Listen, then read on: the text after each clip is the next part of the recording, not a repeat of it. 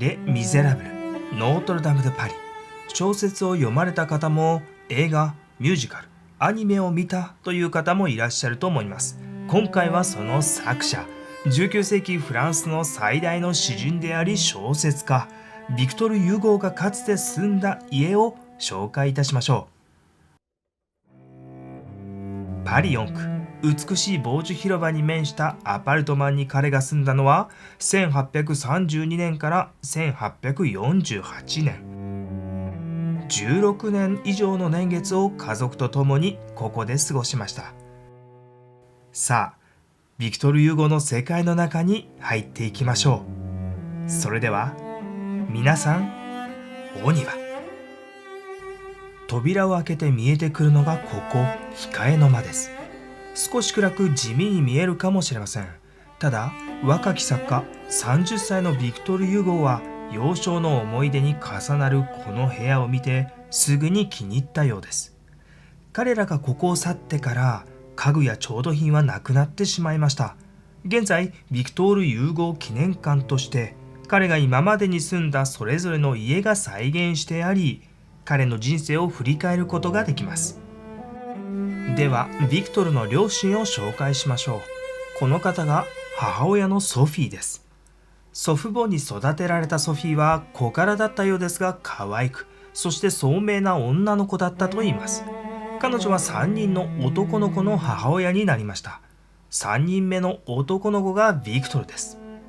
ビクトルは体が小さく病弱だったので、ソフィーは一層愛情をかけて育てました。こちらが父親、レオポルドです。軍服を着ている通り、彼はナポレオン軍の軍人でした。とても社交的な人物に見えますよね。しかし怒るとすごく怖かったそうですよ。ナポレオン軍の将軍だっただけに父親は革命派。一方でソフィーはフランス王家を支持する君主派でした。当時は政治体制が目まぐるしく変化する激動の時代です。政治的な意見の不一致が原因の一つとなり、彼らは離婚することになりました。ビクトルは母親の下で子供生活を送ることになります。ユーゴ14歳の時、学校のノートにこう書きつけました。シャトーブリオンのようになりたい。さもなくば無だ。シャトーブリオンとはユーゴ以前の最大の文学者であり、プレロマンティズムと言われる潮流の代表者です。14歳にしてすでに詩を書いていたユーゴは文学で名声をつかみ取る覚悟を決めたのかもしれません。その覚悟もあってか、わずか17歳でアカデミー・フランセーズの詩のコンクールで1位を取り、30代半ば、すでに誰もが知る世界的なベストセラーを手掛けています。ノートルダムの鐘つき男、梶本とジプシーの踊り子、エスメラルダといえば、そう、ノートルダム・ド・パリですよね。当時のノートルダム大聖堂は崩壊寸前でした。この小説の大成功のおかげでノートルダムの価値が再評価されるようになり、大聖堂は修復・保護されることになりました。大成功を収めた小説は多くの芸術家にインスピレーションを与え、さまざまな絵画・彫刻で表現されることになります。この部屋にもそのいくつかを見ることができますね。それでは隣の部屋、応接間に入っていきましょう。赤いシルクで装飾されたこの部屋は、かつてユーゴーが数多くの友人たちを招いた場所でした。批評家のテオフィル・ゴチエ、音楽家のリスト、ベルリオス、仲の良かった作家アレクサンドル・デュマは構想中の小説や戯曲の一節をここで披露し、その出来を試したとも言われています。ここでは彼の家族を紹介していきましょう。ビクトルの妻、アデール・フッシェです。もともと幼なじみで、ビクトルはずっと彼女のことが好きでした。ビクトル18歳の時、すでに結婚の約束を交わし、お互いに自分をあなたの夫、あなたの妻と呼び合って、毎日のように熱い手紙を交わしていました。彼らは結婚し、生まれた長女がこの女の子、レオポルディーヌです。この肖像画は彼女の11歳の誕生日に画家から家族に贈られました。白いシャツ、黒の水玉が入った赤いドレスを着たレオポルディーヌは、挿絵の入った祈祷書を読みながら純粋な眼差しを私たちの方に投げかけています。不幸なことに彼女は20歳の時、まさに結婚した年だったんですが、水難事故によって亡くなってしまいました。若い夫婦はセーヌ川で船に乗っていて、そのまま溺れ死んでしまったんです。彼女の死はビクトルの心に深い傷を残し、この絵画は彼女の形見となりました。ビクトルとアデルは4人の子供を持ちました。ここに描かれているのは34歳のユゴと次男のフランソワ・ビクトルです。ユゴは子供たちと遊ぶのが大好きで、物語を子供たちのために考えたり、一緒に散歩をしたりと子供たちから愛される父親だったようです。きっとその影響かもしれません。レ・ミゼラブルには印象的な子供が出てきますよね。コゼット、そしてガブロシュ。ユゴはフランスの中でも最も早く子供をヒーローとして小説に登場させた作家なんです。こちらの女性はジュリエット・ドゥルエ、ユーゴの愛人です。ユーゴはある朗読会で女優をしていたジュリエット・ドゥルエと出会い、たちまち恋に落ちました。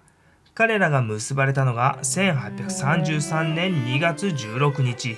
これはレ・ミゼラブルのコゼットとマリウスが結婚式を挙げた日でもあります。ところで、小説に組み入れるほど惚れ込んだ愛人を持ちつつ、奥さんと子供とどううまくやっていたんでしょうか。気になるところですが、実は非常に複雑な事情があります。ユーゴの妻アデルは当時サントブーブーというユーゴの友人と恋愛関係にありました。ユーゴはその関係を承認していたんです。そんなユーゴがジュリエットと出会う。そしてユーゴの妻は愛人を承認する。なかなか興味深い関係性を築いていますよね。ユーゴとユーゴ夫人はそんな関係ながら友人のように子供たちと一つ屋根の下で暮らしていたそうです。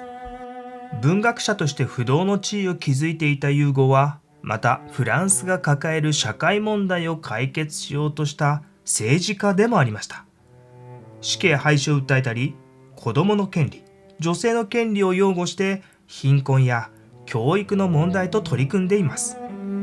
そんな政治家としてのユーゴは1851年、クーデターによって皇帝の位についたナポレオン3世を批判しています。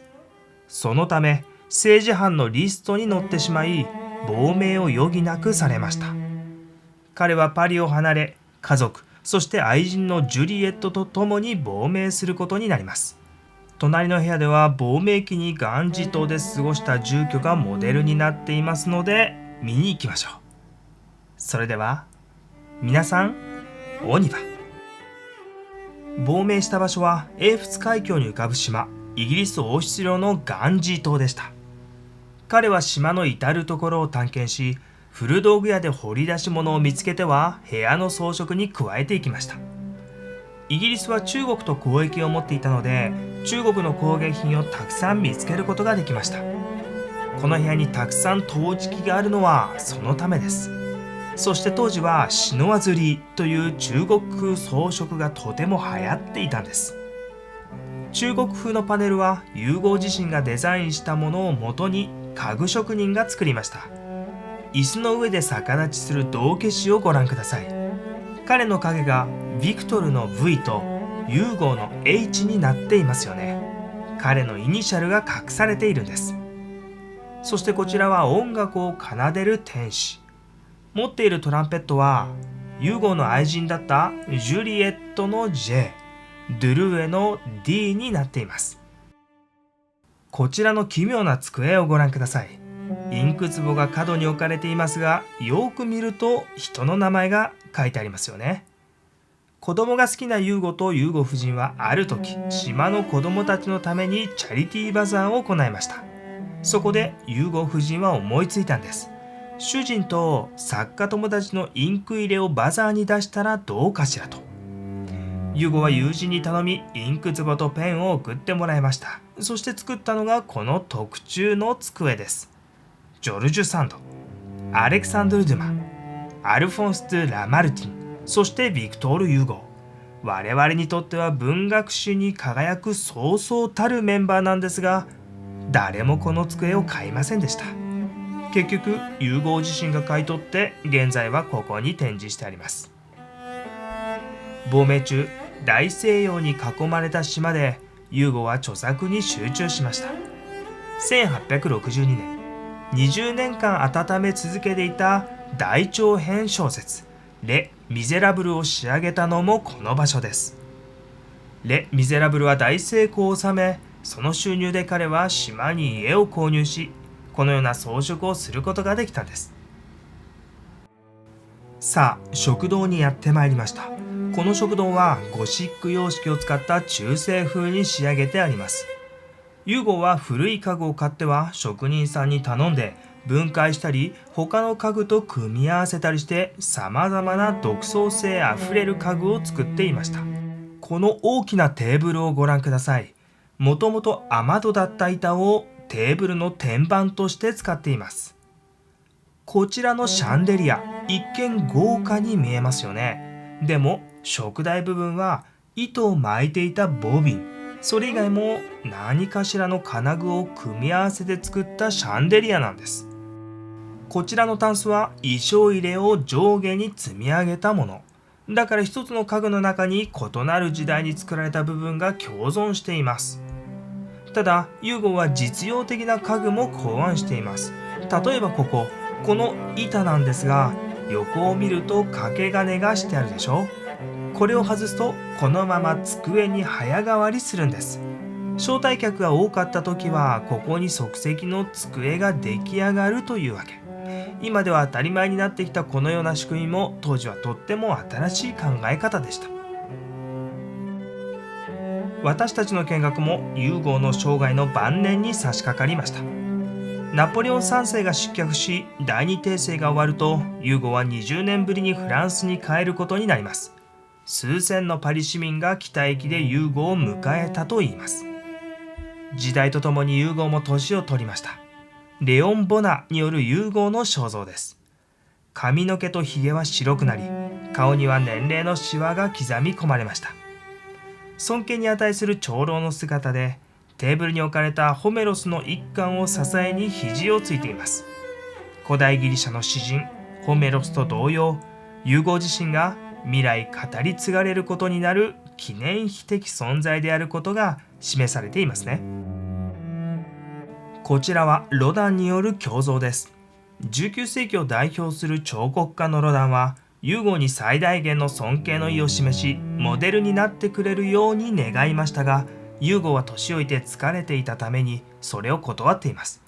ただ彼の家に遊びに来ることは許可しました。この胸像は本人が生活している中でロダンがクロッキーを何枚か描いて制作したものです。そのためか自宅で非常にリラックスした巨匠の面影を見ることができます。この部屋はもともと彼の仕事部屋として使われていたんですが、あそこにある机を見てください。妙に高いと思いませんか？よく見ると机は2段になっていて、下に別の机が設置されています。ユーゴは亡命時代、立って仕事をすることを習慣としていました。まさに目の前に青く光る海を眺めながら、彼は立ってレ・ミゼラブルを執筆・構成していたんです。この机はパリに戻ってきてからも立って仕事ができるようにとユーゴが作らせたものです。さあ、ここが最後の部屋です。ここはユーゴが晩年を過ごした寝室を忠実に再現しています。天蓋付きのベッドは少し小さく見えますね。当時は体を起こして寝ていたので、ベッドはこのようなサイズが多かったんです。キューブのモチーフの家具には彼の原稿が入っていました。まさにユーゴの魂が入れられていた場所とも言えるでしょう。ベッドの脇には写真が飾られています。ユーゴの孫、ジョルジュとジャンヌです。社会的な成功とは裏腹に、ユーゴは家族の多くの不幸に見舞われました。長女を19歳で亡くし、息子2人も彼の生前に亡くしています。息子の一人、シャルルの子供が写真のジョルジュとジャンヌ。ユーゴにとって唯一の孫でした。ユーゴは孫の成長を見つめる老人の喜びを歌ったおじいちゃんになる方法という詩集も晩年に出しているんですよ。ユゴが亡くなったのもこのベッドです。その時の様子はこの絵画の中に見ることができます。孫のジャンヌは最後、大好きだったおじいちゃんの手に一輪の花を握らせました。その花は今でもユゴのベッドのそばで見ることができます。ビクトル・ユゴ、去年83歳でした。19世紀、フランスの最大の詩人であり小説家、中世ゴシックの美しさを再確認するきっかけを作り、レ・ミゼラブルで世界中の読者を魅了したビクトール・ユーゴ。彼はまた死刑廃止や子供や女性の権利を守るために戦った政治家でもありました。彼の残した業績に対し200万人の市民が葬儀に参加しました。現在彼はパンテオンに眠っています。そんな彼の生涯を、彼が過ごした空間を追体験しながら振り返ることができるのがここ、ビクトール・ユーゴの家です。マレ地区を散策する際はぜひ訪れてくださいませ。それでは今回もお庭をご覧くださり誠にありがとうございました。また次のお庭でお会いしましょう。